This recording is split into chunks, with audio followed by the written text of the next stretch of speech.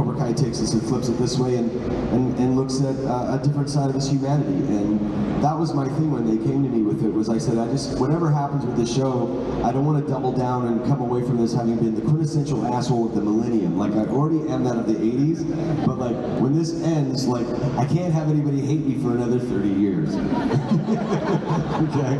So they promised me that that wouldn't happen, you know, and then they kind of pitched it to me too, like they said, imagine if there was no Karate Kid, and we could actually call this Bad Sensei, like Bad Santa. So it's like kind of the comic version, I got that. But playing the redemptive part of it, I mean, it's just bringing out a lot of you. I mean, as an actor, you bring yourself to the character, so I just pull forward a lot of Billy and put him in the Johnny suit, and you know, and I don't think of it as being redeemed at all. I don't look at it that way. I don't look at it like, what's the end result? It's just getting to play somebody that's, you know, has his challenges, stuck in the 80s, sees things a certain way, has some virtues that I think are awesome, and some things he needs to learn. And I think that's a human thing, and I think everybody can kind of identify with that, having flaws, trying to get up when you fall down, fixing yourself, making yourself better, and falling backwards. That's the human experience, and I get to do that in this character, and it's, I can't imagine anything more fulfilling. Like, I really can't. I don't know what comes next or whatever, but this is it. This is the sweet spot. And it's been amazing, to be honest, because, you know, I was, you know, sort of typecast and known as, and crystallized in a certain way. That memory, the crane kick that he threw was pretty vicious, and, you know, that's reverberated and echoed for decades, you know. So get to unwind that a little bit, reverse engineer that a little bit, and all that. It's been awesome, and it's nice to have people come up and say, I like you know, I like Johnny. You know, the first time that happened, it was like shocking, you know. So it's been awesome, but the show does that for everybody. We're looking at every character in different angles, and not judging people by how they're presenting themselves, but giving people a chance and letting people adjust. I think there needs to be some more room for that in the world. Thank you. Well said. Let's go right over here. Hi, sorry. My name is Bernie, and I'm a Cobra Kai addict. And like Barney Stinson from... Hi, Bernie. Hi, Bernie. Everybody say hi, Bernie. Like Barney Stinson from How I Met Your Mother, I also believe that Zabka is the true Karate Kid.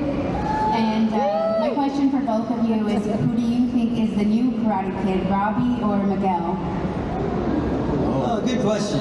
Wow. I mean... It's like a slap and a punch in the gut. Yeah. I think by design, Miguel was certainly written at the onset and the conception of the Cobra Kai idea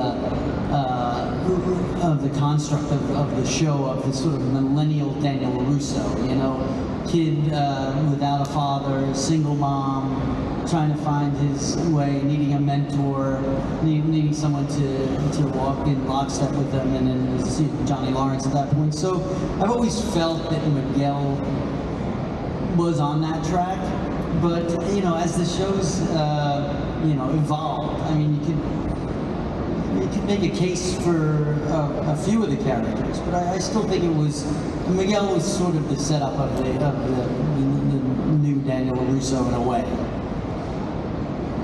And if not Miguel, I would even consider Bert. It's all about Bert, the little kid.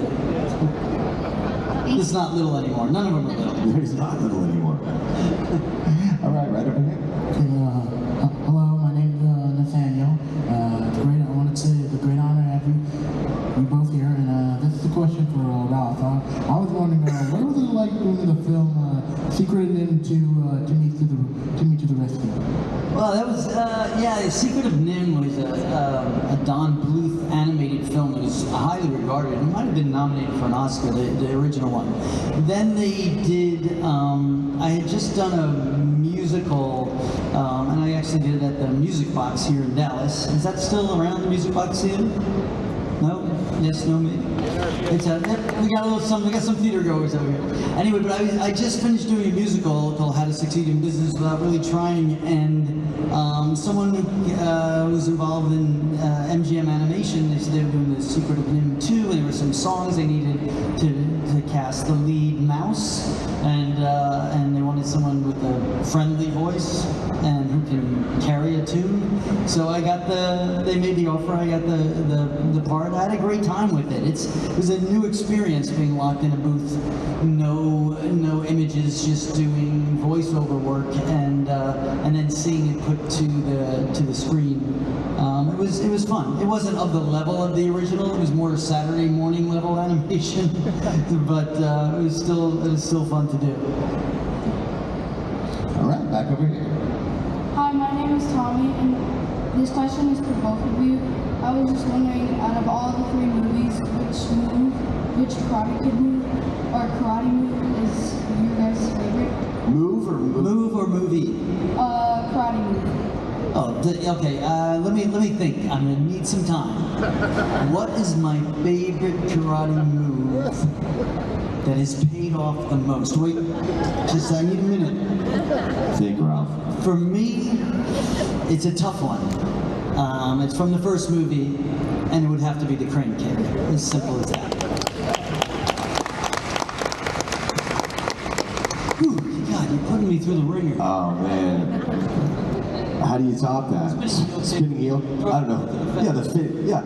Yeah, throwing you into the face. Anytime I get to kick Ralph in the face, I guess with any of those kicks were super fun. And he was awesome at it.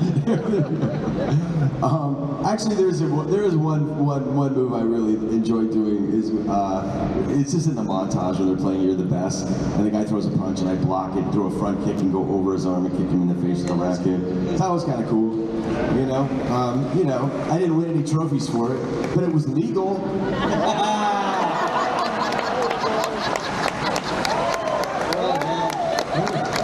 I was like crane kick of answers. All right, here we go. Hi, my name is Adia. I have an individual question for both of you. So knowing that Karate Kid versus Rocky was an idea, Ralph, being Karate Kid himself, how do you think that fight would go? And then Billy, being someone who fought Karate Kid, who do you think would win? What was the?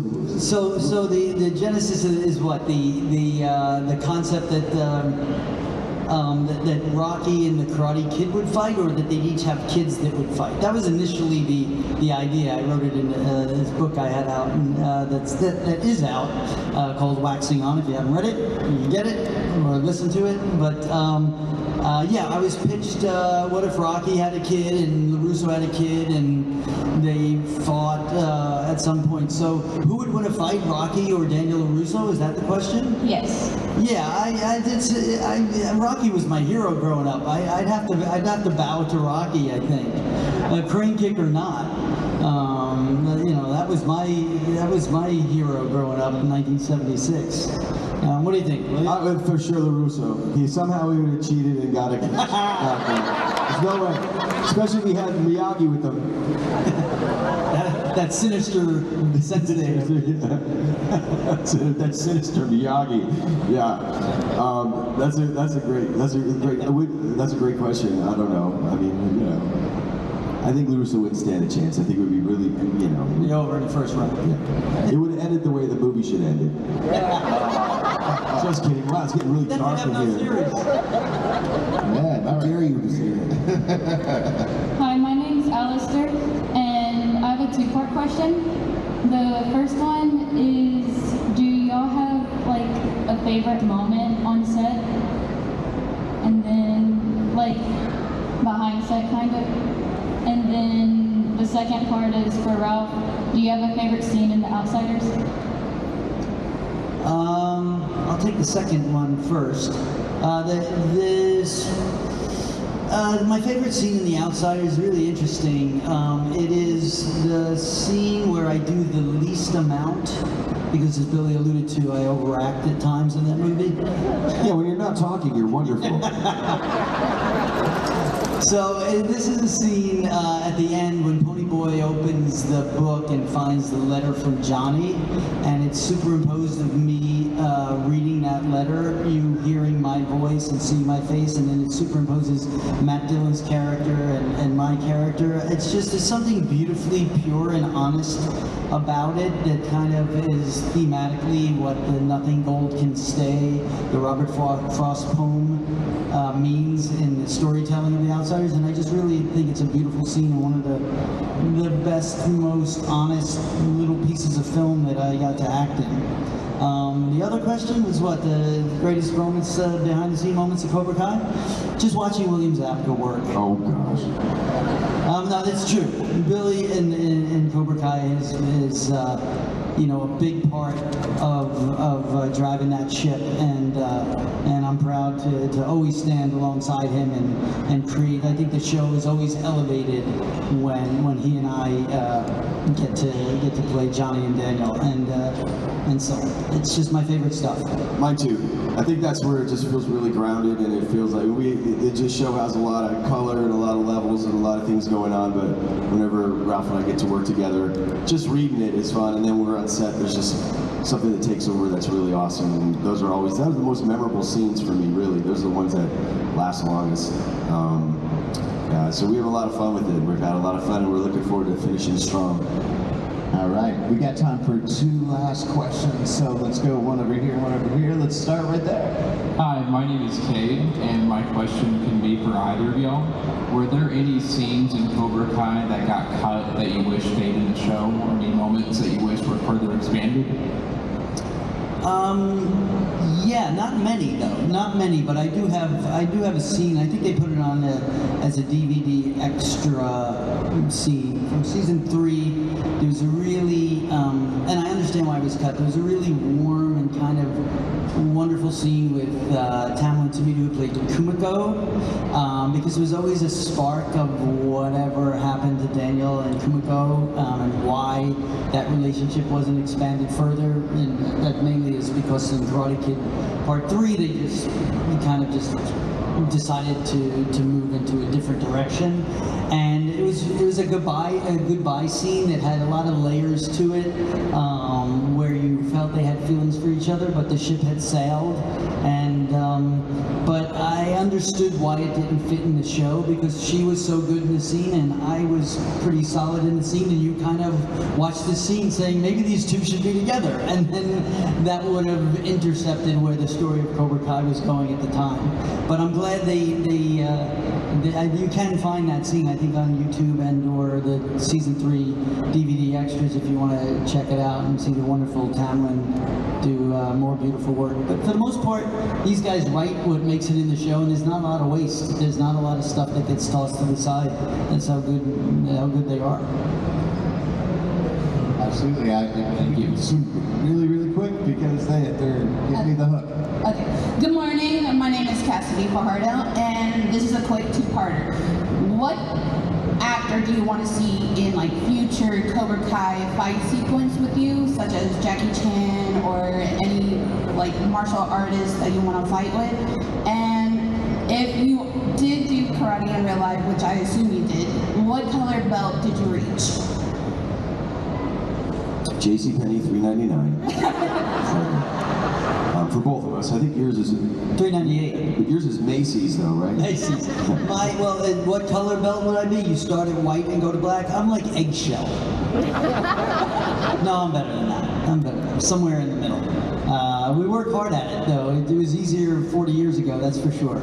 But I love it. Martial artist to fight. I'd rather have a great martial artist by my side. I don't necessarily want to fight. Yeah, who do you want to take on? John Jones. I don't want to take on, Chuck Norris and Jackie Chan simultaneously. I don't know. They constantly surprise us with who's going to come on the show. What do you think, Billy? Yeah, I don't know. I mean, I don't think we've ever looked at a season and said, "Oh, who's going to be here?" It's awesome karate like that. I mean, like, you know, somebody famous. It's not cast that way to do stunt casting and have the wows in there. Like, you know, those would be all awesome things. We have an amazing bunch of stunt guys that do all those tricks and everything. So, but I do think that there may be some cool people coming in season 6. As far as my belt, so after Karate Kid, I trained for 5 years, and I got second green in Tang Sudo, and then I trained different styles for a long time, and I'm studying mixed martial arts now, and started again last year when we were getting ready to do the show. But it's not the belt. It's just like, it's not the driver's license, it's who's behind the wheel. So. I love it. Pearls. Show of hands. Pearls, use that. Yes, Show of hands, how many people have been over the table to meet these guys or got a photo op? Okay, well that's not everybody. These guys are going right to their table, so make sure you come by and say hi. As you can tell, nicest guys. You want to say hi to them, you want to get a photo op if you can. And this has been a wonderful, wonderful panel. As we're going to get out of here, everybody stand up. We're going to turn around, take a selfie with the crowd. Yeah. And then I'm going to give them a big Texas round of applause, because we love Cobra Kai. No? Thank you, guys. Are you guys ready? Crowd in? Oh, that's a big crowd. All right. Oh, look, we got a triple. How are we doing? All right. Ready? Everybody say quiet. 1, 2, 3. Quiet!